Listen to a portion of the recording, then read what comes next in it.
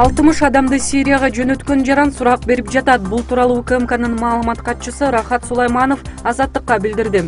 Анын айтымында 21 жаштагы Оштун тургуну Стамбул аркылуу Сириядагы согушка 60 кыргыз жаранын өткөргөн деген шек менен сурак берүүдө. Ал Стамбулдагы ижарага алынган үйгө кыргызстандыктарды топтоп Сирияга кетчү каналдарга жеткирип турган.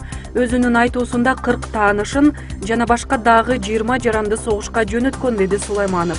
Маалыматка ылайык шектелип жаткан жарандын атасы мурда күч түзүмдөрүндө иштеген жана баласын Стамбулдан өзү барып алып келген.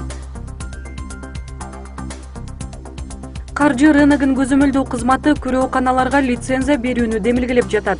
Учурда Кыргызстанда 278 ломбард иштеп келет. Алар лицензия алуу мүмкүнчүлүгүнөн 2009-жылы ажыратылган. Эми бул документти кайрадан киргизүү каралууда, анткени күрөөканаларга элдин муктаждыгы өсүп жатат. Вигенс укуктук борбору кыргызстандыктарды СМС кабарлама аркылуу келген шилтемелерге көңүл коюуга чакырды. 10 январдан тартып кыргызстандыктардын уюлдук телефондоруна Кыргызстандагы WhatsApp сервисинин директорунун атынан демиш болуп, кабарламалар түшө баштаган.